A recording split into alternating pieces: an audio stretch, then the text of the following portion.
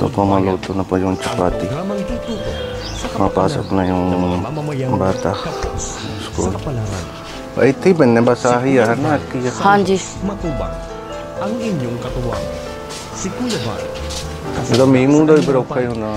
ਵੀਰ ਜੀ ਔਖਾ ਹੈ ਮੀਂਹ ਦਾ ਵੀ ਆ ਇਧਰੋਂ ਸਾਰੀਆਂ ਸਲੇਟਾਂ ਟੁੱਟੀਆਂ ਸਾਰਾ ਚੋਂਦਾ ਹੈ Magbibigay pag-asa sa mga taong nawawala na ng pag-asa sa buhay, sa mga batang biktima ng kahirapan, sa mga matatandang napapabayaan. Sira na po yung lahat. Si Kuya Bal.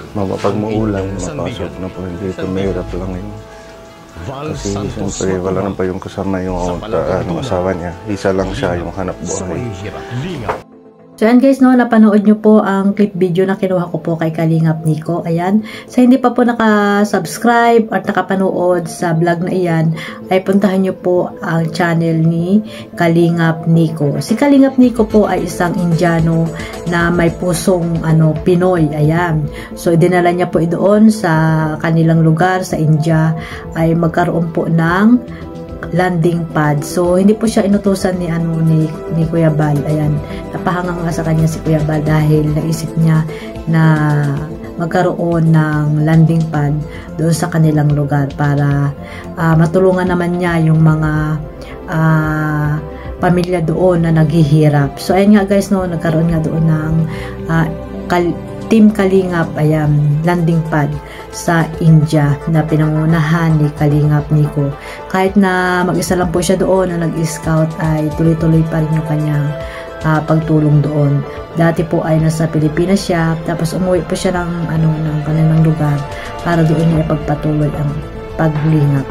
So si Kalingap Nico po ay kapatid niya ni Indiano Bicolano na natulungan nila Kalingap Rab.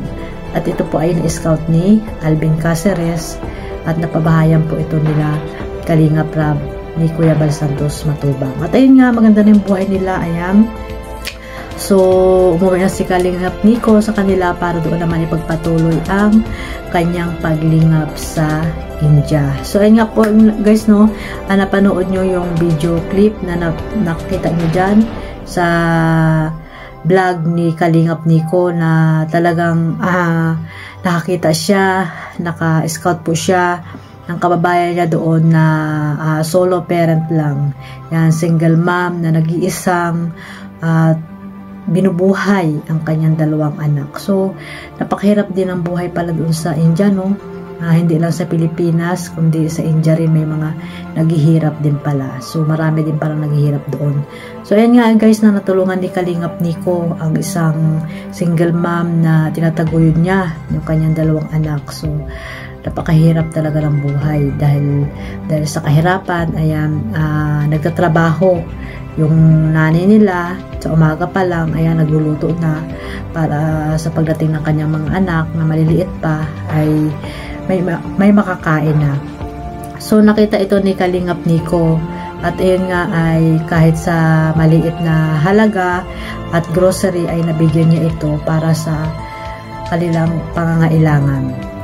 So napakabait ni Kalingap Nico sa India dahil nakakatulong siya doon ng walang pag-aalinlangan sa kanyang pamilya. Ayan, nakasupport sa kanya yung kanyang asawa. So, ayan, Kalingap Nico, tuloy-tuloy mo lang yung paglilingap mo dyan sa India at sana ay suportahan din po natin ang kanyang channel para mas marami pa po siyang natutulungan po doon sa kanilang bansa. Ayan, sa hindi pag-skip ng ads, ayan, para matulungan po natin si Kalingap Nico. So, ayan guys, no, comment lang po kayo dyan kung ano po yung masasabi nyo kay Kalingap Nico o sa kanyang paglingap doon sa kanilang bansa. Ayan, ito ba ay magiging makakatulong ba ito sa kanyang channel sa paglingap niya doon or balik na lang siya sa diet para dyan na lang siya maglingap. So ayun guys, no, maraming salamat po sa inyong lahat. Ayan, supportahan po natin ulit si Kuya Bal Santos Matubang, Kalinga Prab, Ate Edna, at si Roel of Malalag. So, syempre, huwag niyo pong kalimutan na suportahan ang tambalan namin ni Sis Teacher N tuwing alas 9 po ng gabi. So, maraming salamat po sa lahat ng team. Ayan, sa Team Trolala, ayan, mega love shoutout. Maraming salamat sa inyong pag-support sa amin. Ayan, sa buong Team Kalingap, maraming salamat po. Shoutout po kila, Sis Maramara, ayan, supportan po natin si Sis Maramara, Kalinga Lydia, at sa mga landing pad, ayan, sa Davao landing pad, sa Gumaca landing pad, at sa Samar landing pad, at sa Sorsogon, ayan, supportan po natin yung mga deputy at ambassador doon, para naman po marami pa po silang natutulungan sa mga lugar na itinalaga ni Kuya Bal